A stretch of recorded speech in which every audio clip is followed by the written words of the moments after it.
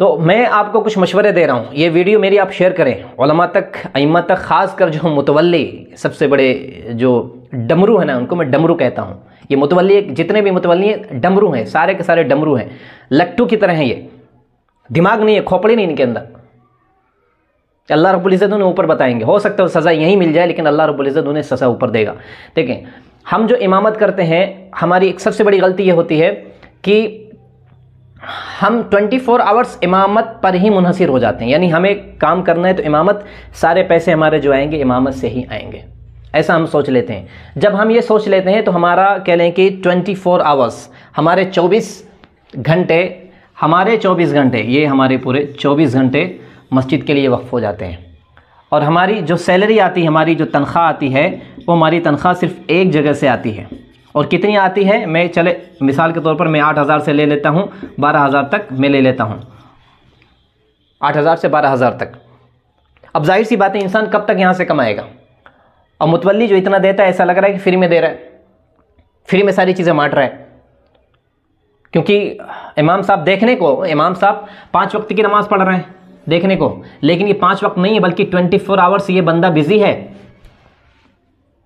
ये बिजी है मुकम्मल तरीके, कहीं भी हो उसे दौड़कर मस्जिद में आना है, उसे अजान देनी है, बिजी हो जाता है। और मुतवल्ली सोचते हैं कि सिर्फ 5 वक्त आता है, हर नमाज में 10-10 मिनट अगर मांग ले, चलो 10 हटा 15-15 मिनट हम मान ले रहे, हर नमाज के 15-15 मिनट, तो वो सोच के 8,000 से 12,000 देता है। हम कोई काम नहीं कर पाते हैं इसमें।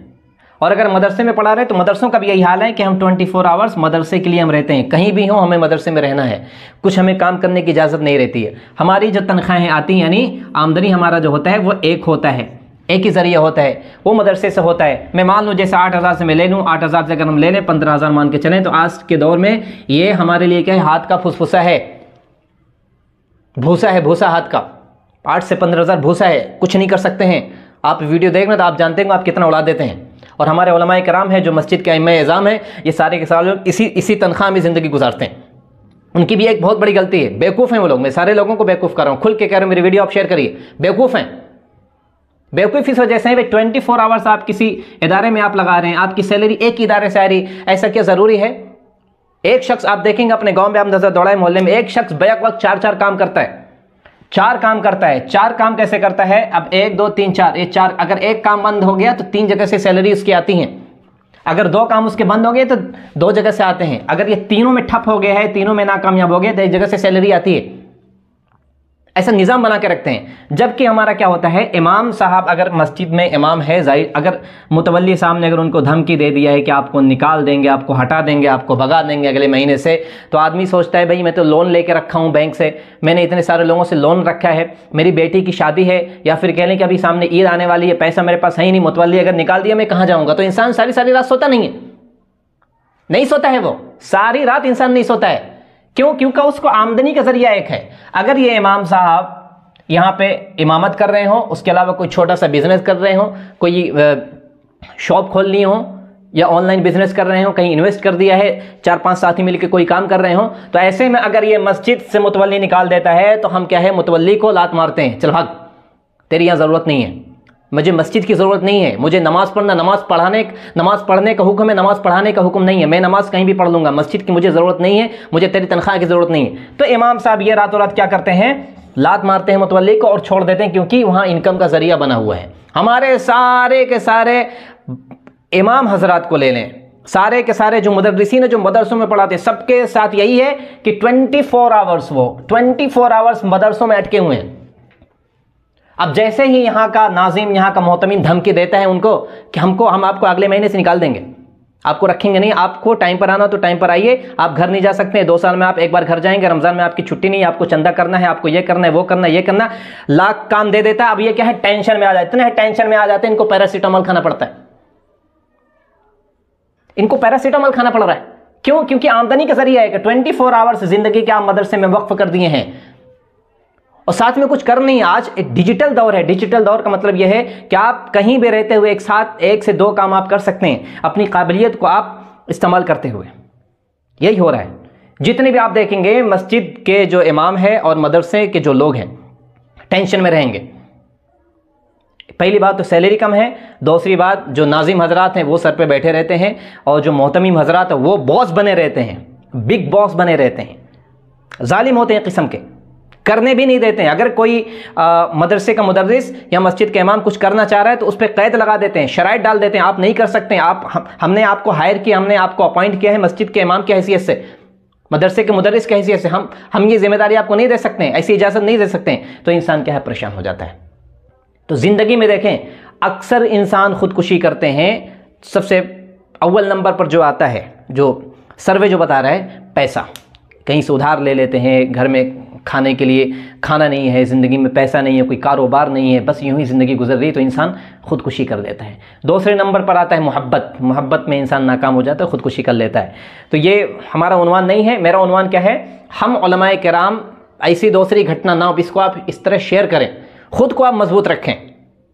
जब आप एक चीज़ में अटके रहेंगे, आप मस्जिद के इमाम हैं तो आप सोचेंगे मैं ज़िंदगी भर मस्जिद का इमाम रहूँगा तो इंशाअल्लाह मैं जन्नत के सबसे फर्स्ट फ्लोर पर रहूँगा।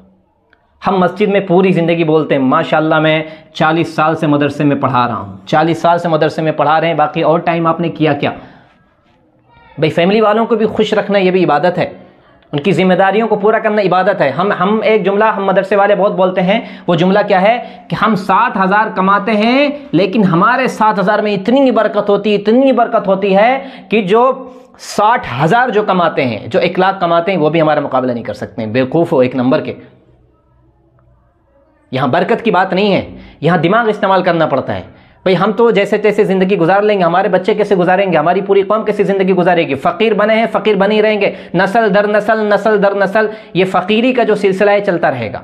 वहाँ से निकल कर हमें एक नई सोच बनानी है।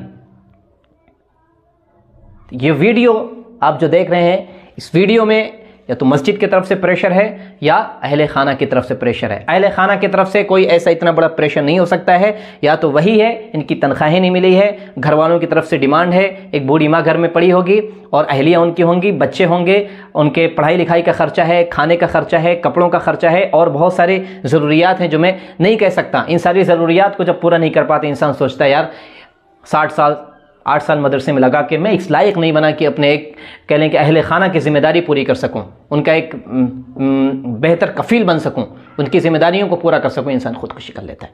तो ये वीडियो आप शेयर करें, समझ रहे हैं? कभी भी आप अपने आप को कमतर मत समझें। हम बचपन ही से कमतर समझ लेते हैं। कमतर कैसे समझते हैं? जब पहले ही दिन मदरसे जाते हैं तभी हम समझ लेते हैं हमें मस्जिद का इमाम बनना है, तभी हम समझ लेते हैं मदरसे का मौलाना बनना है। वही दिमाग में बात हमारे अंदर आ जाती है। तो हम जब ये सोच ली हम मस्जिद के हमें मस्जिद का इमाम बनना है, जैसे ही हमें सोचा कि हमें मस्जिद का इमाम बनना है, तो अब इमाम से हट के कोई चीज़ आ ही नहीं सकती है। अगर हमने जैसे सोच लिया मुझे मस्जिद का कहने मुदर्रिस बनना है, उस्ताद बनना है, तो उससे हट के कोई और हम सोच ही नहीं सकते हैं। देखिए भाई, इमामत करना ये एक बड़ा मकाम है, मदरसे में पढ़ाना ये बहुत बड़ी खिदमत है, दीनी खिदमत है, अल्लाह रब्बुल इज़्ज़त के नज़दीक महबूब है। लेकिन ये जिम्मेदारियाँ ये नहीं कहती हैं कि आप दूसरी चीज़ें छोड़ दें। इन जिम्मेदारियों के साथ आप कुछ अपने आप को इतना बेहतर बना लें, इतना डेवलप करने के, इतना खुद को इस कदर बुलंदी पर आप पहुंचा लें कि अगर आपकी मस्जिद छूट जाती है, खुदा ना खास्ता, मैं दिल से बोल रहा हूं, अगर खुदा ना खास्ता आपकी मस्जिद छूट जाती है, खुदा ना खास्ता अगर आपका मदरसा छूट जाता है, तो आप क्या है उस रात टेंशन में ना सोएं, बल्कि उस तरह सोए जैसे कि आप पिछली रातों में सोया करते थे। जितने भी अभी मदारिस हैं, जितने भी मस्जिद का इमाम है, अगर उनसे ये ऐलान कर दें कि इमाम साहब आपकी नौकरी कल से नहीं है, तो मैं कहता हूं कि उसमें से आधे इमाम खुदकुशी कर लेंगे। ऐसी सिचुएशन हमारे मदरसों की बनी हुई। मदरसे के मुदर्रिसीन जो दीन का दर्स देते हैं वो भी खुदकुशी कर लेंगे। ये मेरी बातों को आप निगेटिव ले सकते हैं, मुझे कोई फ़र्क पड़ने वाला नहीं, आप निगेटिव ले सकते हैं। लेकिन जब एक इंसान एक साथ रहते हुए, हदीस में भी आया है कि वह इंसान जो अपने अहले वयाल की किफ़ालत करता है, बेहतर किफ़ालत करता है, देखभाल करता है, ज़रूरियतों को पूरी करता है, वो बेहतर है, बेहतर शख्स है वो। तो हम यहाँ पे क्यों ऐसा नहीं कर रहे हैं? एक माइंड सेटअप बना दिया गया है। ये जो वीडियो है मैं आपको बता रहा हूँ, ये वीडियो आप इसको ध्यान से देखें। ध्यान से देखने के बाद अगर आपके जहन में कभी भी ऐसा ख्याल आए खुदकुशी का, तो खुदा के लिए आप ऐसी खुदकुशी निकाल दें। इंसान के ऊपर वही उतनी ही परेशानी अल्लाह रब्बुल इज़्ज़त देता है जितनी परेशानियाँ वो झेल सकता है। कोई भी परेशानी उसका हल है, उसको कम से कम बैठ के सोचें।